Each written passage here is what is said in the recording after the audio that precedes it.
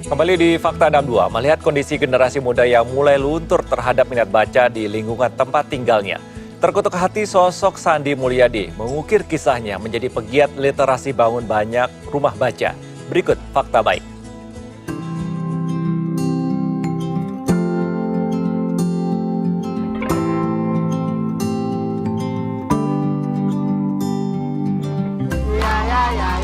Kita belajar membaca di saung baca. Ya kita bercerita. Allah sendiri yang mengatakan bahwa sebaik-baiknya manusia itu adalah manusia yang bermanfaat. Sehingga manusia bermanfaat itu adalah orang yang memang bermanfaat buat orang sekitar. Jadi apa yang saya lakukan yang mungkin kecil ini ya, mungkin buat saya mungkin ini apa yang bisa saya lakukan, hal sekecil ini mudah-mudahan bisa dirasakan manfaatnya untuk orang-orang yang ada di sekitar saya. Teman, ayo membaca. Detik guru tanpa tanda jasa seringkali kita dengar. Namun berbeda dengan guru yang satu ini tidak hanya berjasa di sekolah, melainkan jasa dan kebaikannya ikut dirasakan oleh masyarakat di sekelilingnya. Kali ini saya sedang berada di salah satu sekolah tempat Mang Yadi mengajar. Mang Yadi ialah sosok yang selalu menyebarkan kebaikan kepada orang-orang di sekelilingnya.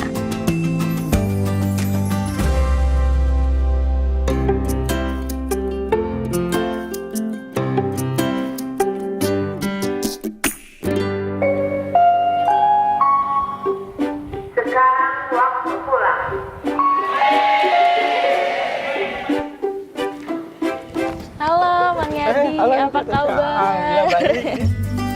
Lagi, jadi bukti kebaikan masih ada dari sosok Sandi Mulyadi salah satunya. Melihat kondisi generasi muda yang mulai luntur terhadap minat baca. Tergugah hati, ia menginisiasi gerakan literasi di lingkungan tempat tinggalnya di Kampung Cicadas, Kecamatan Warung Kondang, Cianjur, Jawa Barat.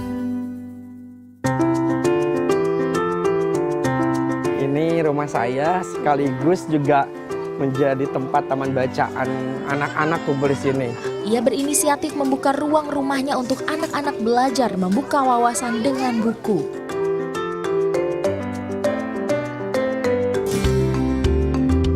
Saya menyadari bahwa buku itu adalah menjadi sebuah media di mana kita tidak tahu menjadi tahu, di mana kita tidak bisa menjadi bisa.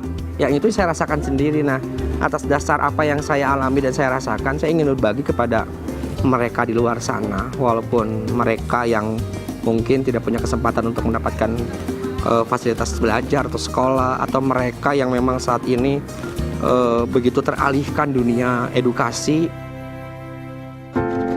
Mang Yadi hanyalah masyarakat biasa yang menyelesaikan pendidikan formal hingga jenjang sekolah menengah pertama. Ia terpaksa berhenti sekolah karena ketiadaan biaya. Keberhasilan membangun fasilitas ini ia mulai dari nol, bersamaan dengan perjalanan hidupnya yang tak mudah. Tujuannya sederhana, agar anak-anak di lingkungan tempat tinggalnya gemar membaca. Assalamualaikum. Halo. Jadi emang selalu ramai kayak gini ya Pak ya? Bener banget kata saya. Jadi di sini itu mereka udah kayak rumah kedua buat mereka. Jadi mereka nggak ada saya juga, mereka suka datang sendiri aja dengan gini karena emang isi juga ada di rumah. Dan kegiatannya beraneka ragam, ada yang membaca, menggambar dan juga main-mainan betul. gitu. Jadi ya senyamannya mereka aja lah gitu. Berlatar belakang sebagai tenaga pengajar honorer, tak meredupkan semangat Mang Yadi untuk terus mengajak masyarakat melek literasi. Dalam hidupnya, ia memegang teguh bahwa sebaik-baiknya manusia adalah yang bermanfaat bagi sesama. Kita mau apa nih? Nah, kita biasanya suka cerita-cerita sebelum sore nih. Itu bisa kurang baik, makanya ada nyanyi kan, jangan main HP aja. Selain itu, Mang Yadi juga aktif edukasi soal pelestarian lingkungan. Misalnya dengan membiasakan anak-anak untuk hidup minim sampah atau zero waste.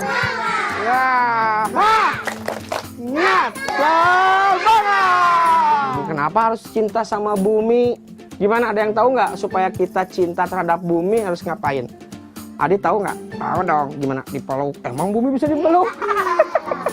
Gimana? Ada yang tahu nggak? Jangan membuang sampah sembarangan.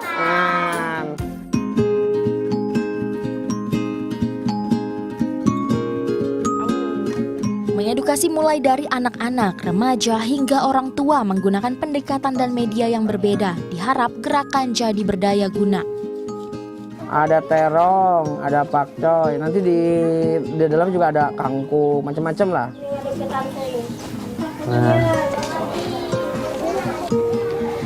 Ya, good people, tadi kita setelah bercerita, mendongeng, dan Mang Yadi mengajarkan kepada anak-anak di sini bagaimana cara merawat bumi. Dan sekarang Mang Yadi lagi mengajarkan anak-anak di sini juga untuk menanam tanaman sendiri, yang dimana komposnya dan juga potnya dibuat sendiri, dan makin mengingatkan kita untuk terus menjaga lingkungan.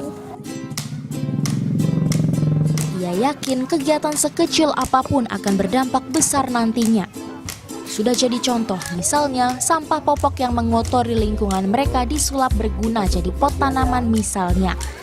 Ya, pertama sampah-sampah kan asalnya berserakah ya, karena ada program Mang Yadi sekarang jadi berkurang, di jalan tuh bersih gitu kan. Apalagi sekarang ada Jumat bersih gitu kan, jadi ibu-ibu selalu aktif gitu.